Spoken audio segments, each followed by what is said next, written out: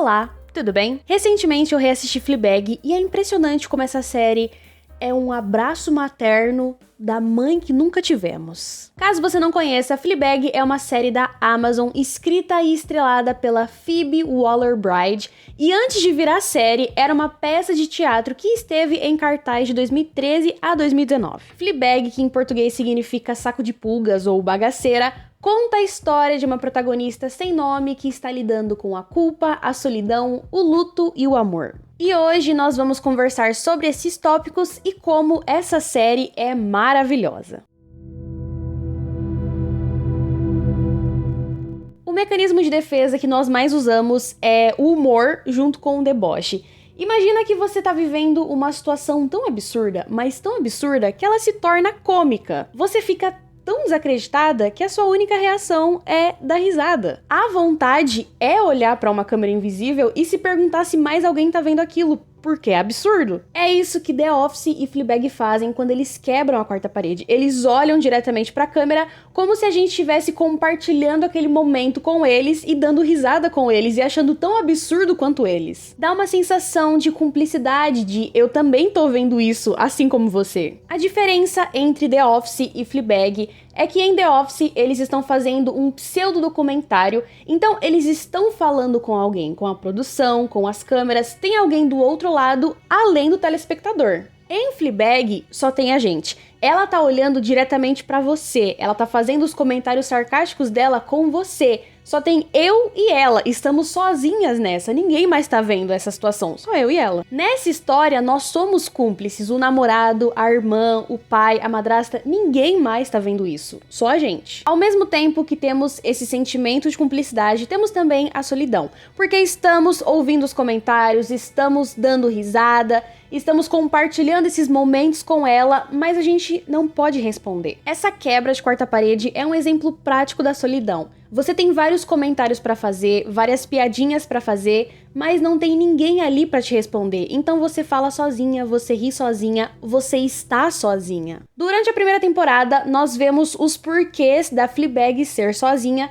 E eu sei que a protagonista não tem nome, mas eu vou chamar ela de Fleabag pra facilitar. Primeiro, que a família dela não é muito afetiva. O pai não sabe lidar com a própria filha. Ela é sempre debochada, tá sempre provocando alguém, ou a irmã, ou a madrasta, então ele simplesmente não sabe lidar com ela. Quando eles se encontram, parece que ele tá perdido, sem jeito, não sabe o que falar, não sabe o que fazer. A relação deles é mostrada de forma cômica, desajeitada, mas é triste saber que o seu pai nunca vai te entender, que ele nunca vai estar do seu lado e ele sempre vai escolher a esposa no seu lugar. Ele prefere entender os sentimentos da esposa do que tentar entender os seus. E a relação dela com a madrasta tá longe de ser amigável. Se algum dia alguém te perguntar como que é uma relação passiva-agressiva, mostra essas duas personagens, porque é o exemplo perfeito. As duas não se gostam, até porque a madrasta dela é insuportável. As duas têm muitos comentários negativos pra fazer sobre a outra, mas elas não fazem, porque a família vive sob a falsa ideia de amenidade.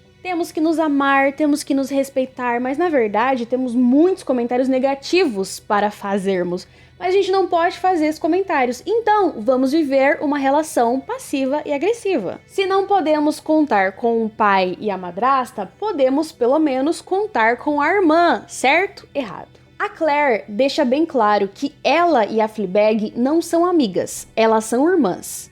É alguém que você ama profundamente, é alguém que você mata e morre por essa pessoa, mas essa mesma pessoa consegue te tirar do sério como ninguém. Essa pessoa consegue te deixar furiosa, sem esforço. A Claire é a típica irmã mais velha que carrega o peso de cuidar da irmã mais nova. Ela é claramente ansiosa, estressada, preocupada. Ela não vê a vida de forma cômica, ela vê a vida de forma prática. E essa praticidade torna a vida dela infeliz. Ela tem o desejo de mudar, mas ela não tem coragem. E um exemplo disso é quando a Fleabag fala que quando a Claire tá de TPM, ou passando por um momento difícil, ela muda alguma coisa nela. Ou faz trança no cabelo, ou usa um sapato diferente, ou faz um corte terrível. Ela muda pequenas coisas porque ela não tem coragem de mudar grandes coisas, como por exemplo se divorciar do marido terrível dela. E é aqui que ela e a Fleabag se divergem. A A Fleabag sempre faz escolhas absurdas, não pensa nas consequências, é impulsiva.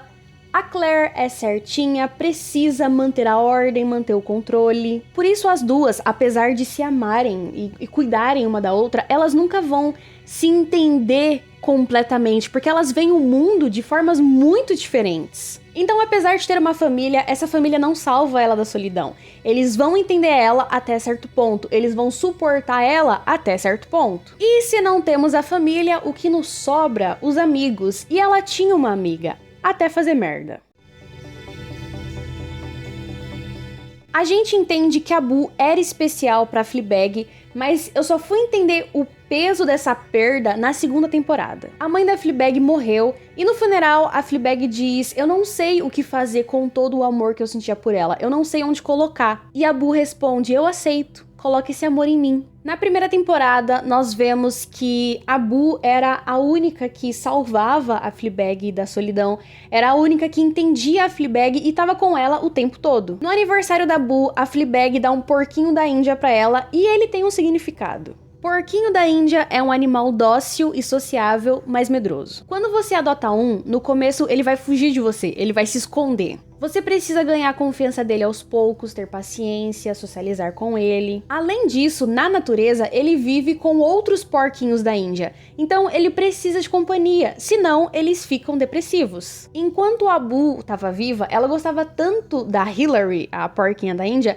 que o café virou um café temático de porquinhos da Índia. Tem uma cena que alguém diz que a porquinha da Índia tem um olhar triste e a Fleabag responde: a veterinária diz que ela tá depressiva. Depois que ela morre, a Fleabag trata o porquinho da Índia do mesmo jeito que ela se trata. Os cuidados básicos pra sobreviver, mas nenhum afeto, ela não cuida do lado emocional.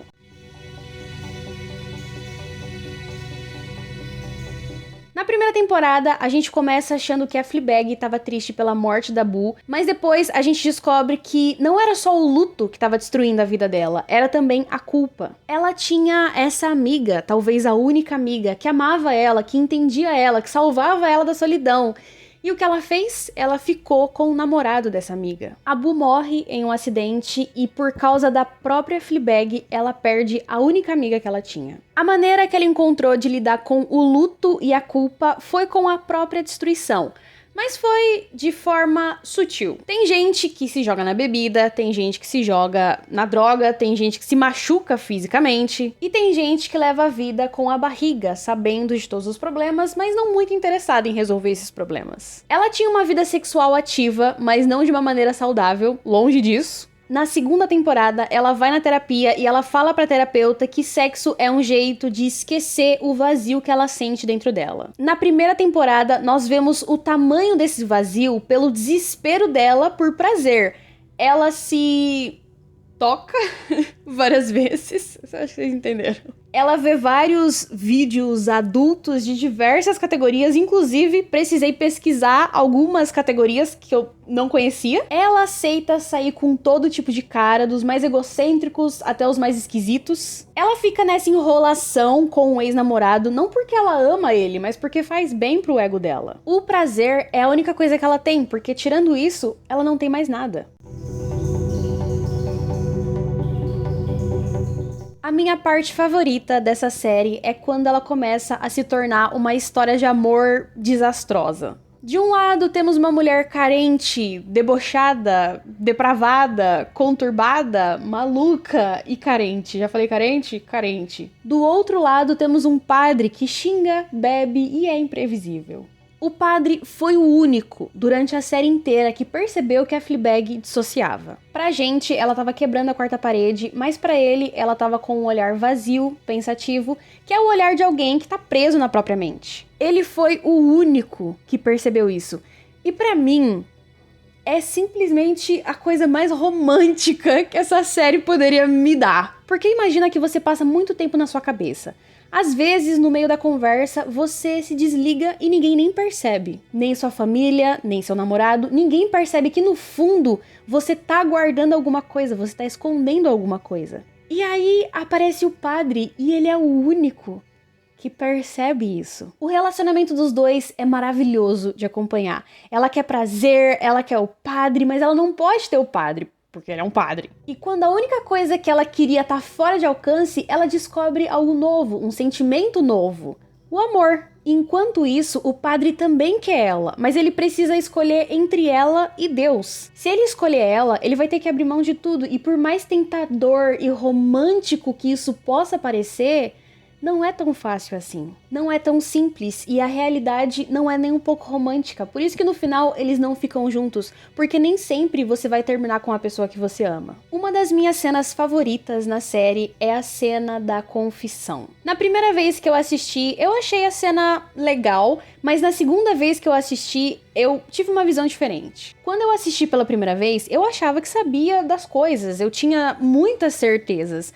Na segunda vez que eu assisti, eu já não tinha tantas certezas assim. Então, quando a Fleabag fala que ela queria alguém pra dizer pra ela como se vestir, como se portar, o que ela deveria gostar e não gostar, o que ela deveria fazer e não fazer, como que ela deveria viver, eu finalmente entendi esse sentimento. Quando você tem uma fé e segue essa fé, você também tem uma doutrina. E essa doutrina vai te falar o que você deve ou não fazer, o que você deve ou não gostar, como se vestir, como falar, o que é ou não pecado. Viver em uma doutrina é muito fácil, porque você não precisa pensar, você não precisa escolher, você acha que você escolhe, mas no final você só tá seguindo uma regra. O padre fala pra ela em outra cena que ela sabe sim o que fazer da vida, porque se ela não soubesse, ela estaria usando isso aqui, e ele aponta pra roupa de padre. Quando você vive regrado numa religião, a sua vida é muito mais fácil. Você pode ser infeliz no fundo, mas a sua vida é muito mais fácil. Porque você tem um manual, você sabe o que vai acontecer, você sabe as escolhas que você precisa fazer e você sabe o resultado delas, porque tá ali no livro. Quando você sai dessa doutrina e começa a tomar as próprias decisões, dá um medo, porque você não sabe o resultado. E se você escolher errado? E se você fizer merda? Você não sabe qual que é o resultado, você não sabe o que fazer da sua vida.